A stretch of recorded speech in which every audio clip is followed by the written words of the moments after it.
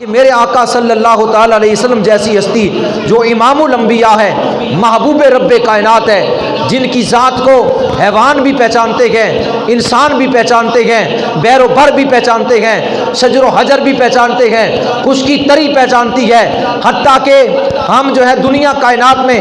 اس جانور کو سب سے گھٹیا جانور کہتے ہیں، یعنی گدھا، اس کو گھٹیا جانور کہتے ہیں، وہ گدھا بھی میرے مصطفیٰ کریم علیہ السلام کو جانتا ہے۔ لیکن آج کل کا انسان اپنے آپ کو غیروں کے جو ہے وہ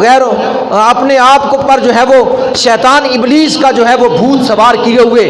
اور بے سوچے سمجھے اپنی پلیت زبان پر جو ہے اس طرح کے جو ہے وہ الفاظ لے آتا ہے اور اپنی آخرت کو جو ہے وہ برباد کر بیٹھتا ہے۔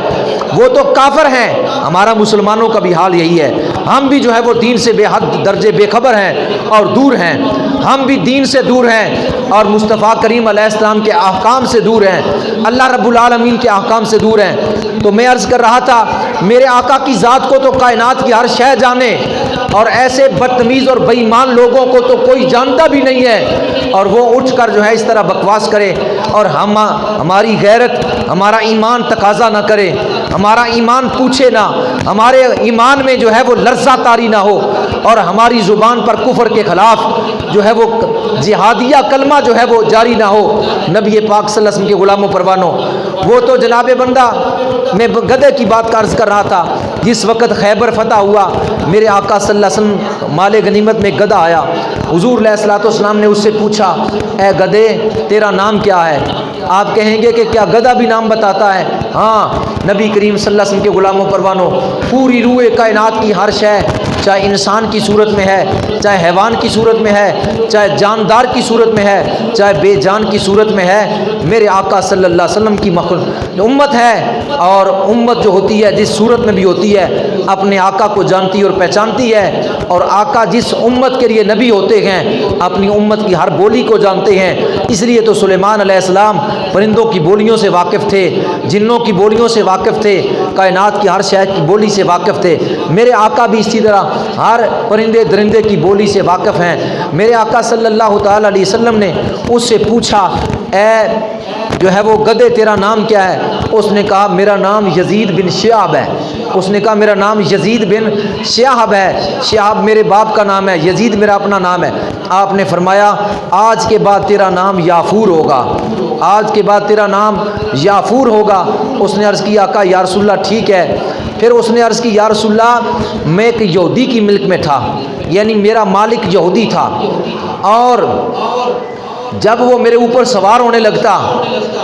میں اس کو نیچے گرا دیتا۔ میں نے اس کو اپنے اوپر ساری زندگی سوار نہیں ہونے دیا، وہ مجھے ڈنڈے مارتا اور مجھے جناب اللہ تنگ کرتا، تکلیف دیتا، پیاسا رکھتا، بھوکا رکھتا، مجھ پر ظلم کرتا، لیکن جب ڈنڈے مارنے کے بعد، ظلم کرنے کے بعد مجھ پر سواری کرنے لگتا، میں کود پڑتا، میں اسے نیچے گرا دیتا۔ میرے آقا صلی اللہ علیہ وسلم نے فرمایا اے یافور اس طرح تو کیوں کرتا؟ اس نے کہا اصل بات یہ ہے یا رسول اللہ، میں ان گدھوں کی نسل میں ہوں جن گدھوں پر پہلے نبی سوار ہوتے رہے، میں ان گدھوں کی نسل میں ہوں، عام گدھا نہیں ہوں، میں ان گدھوں کی نسل میں ہوں کہ جن پر نبی سوار ہوتے رہے۔ پتہ چلا جو آج گستاخی کرتا ہے، جو گستاخی آج کرتا ہے وہ انسان ہی نہیں ہے، وہ انسان ہی نہیں ہے، وہ کوئی حیوان ہے، حیوان سے بھی بدتر ہے، کیونکہ حیوان میرے آقا کو سمجھ جائے اور وہ انسان ہو کر نہ سمجھے تو یقیناً وہ انسان نہیں ہے، انسان سے بھی بدتر ہے، وہ خنزیر سے بھی بدتر ہے۔ نبی کریم صلی اللہ علیہ وسلم کے غلاموں پروانوں، حضور علیہ السلام نے فرمایا ایسا کیوں؟ اس نے کہا میں اس گدھے سے ہوں، عام گدھوں میں سے نہیں ہوں، ان گدھوں میں سے ہوں کہ جن پر نبی سوار ہوتے رہے۔ یا رسول اللہ ان میں سے میں آخری گدھا، ان میں سے میں آخری گدھا، آپ آخری اللہ کے نبی۔ آج جو کہے کہ محمد عربی صلی اللہ علیہ وسلم کے بعد بھی کوئی نبی آ سکتا ہے، اس گدھے سے ہی پڑھ لے کہ یہ گدھا بھی کہہ رہا ہے کہ آپ کے بعد کوئی نبی نہیں، یہ گدھا بھی کہہ رہا ہے کہ یا رسول اللہ آپ کے بعد کوئی نبی نہیں ہے۔ جب یہ گدھا ہو کر آپ کی گواہی دے رہا ہے کہ آپ کے بعد کوئی نبی نہیں، تو تیرے اندر تو شعور ہے، تجھے تو اللہ نے شعور عطا فرمایا، انسان بنایا، اشرف المخلوقات بنایا، اور پھر تیرا دماغ کا میٹر کام نہیں کر رہا، پھر تیری جو ہے وہ دماغ کے پرزے جو ہے ان میں یہ بات نہیں آ رہی۔ یہ گدھا جو ہے وہ بتا رہا ہے، کہہ رہا ہے یا رسول اللہ میں آخری گدھا ہوں ان گدھوں میں سے، آپ آخری نبی ہیں، آپ کے بعد نبی کوئی نہیں، میں جانتا تھا آپ مجھ پر سواری کریں گے، یہ پیٹھ میری آپ کے لیے تھی، یہودی کے لیے نہیں تھی، یہ میری کمر یہودی کے لیے نہیں تھی، اس لیے میں اس کو گرا دیتا، یہ میری کمر آپ کے لیے ہے، آقا آپ میری کمر پر سوار ہو جائیے، آپ میری کمر پر سواری کیجئے۔ میرے آقا صلی اللہ علیہ وسلم نے اس کے کمر پر سواری کی، اور اس کے پھر دو ذمے کام لگائے، یافور کے ذمے کام لگائے دو، کیا فرمایا؟ ایک تو حضور صلی اللہ علیہ وسلم اس پر سواری فرماتے، اور دوسری بات اس کو فرمائی کہ اگر مجھے کسی صحابی کی طلب ہو اور میں تجھے کہوں کہ فلاں صحابی کو بلا کر لاؤ، تو جا کر اس صحابی کو گھر سے بلا کر لانا، ٹھیک ہے، یہ ڈیوٹی ہے تیری۔ اور پھر حضور علیہ السلام اگر کسی صحابی کو یاد فرماتے، یافور چل پڑتا اور کسی اور صحابی کے دروازے پر نہ جاتا، سیدھا اسی صحابی کے دروازے پر جاتا۔ میں ان عقل کے اندھوں سے یہ پوچھتا ہوں جو کہتے ہیں نبی کو دیوار کے پیچھے کا علم نہیں، میں پوچھتا ہوں نبی کے گدھے کو کس نے بتا دیا؟ نبی کے گدھے کو کس نے بتا دیا؟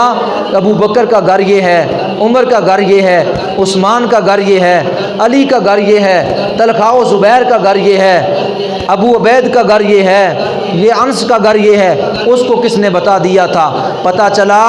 میرے آقا صلی اللہ علیہ وسلم کے ساتھ جس کی نسبت ہو جائے اللہ اس کو بھی شعور عطا فرما دیتا ہے، اللہ اس کو بھی علم عطا فرما دیتا ہے، اس پر بھی اپنے خزانوں کو کھول دیتا ہے۔ اللہ رب العالمین کے محبوب جس صحابی کو یاد فرماتے،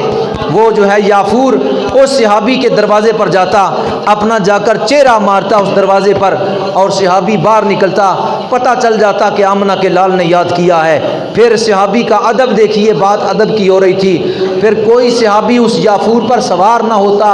اور نہ ہی آگے چلتا، انہیں پتہ تھا سواری مصطفیٰ کریم علیہ السلام،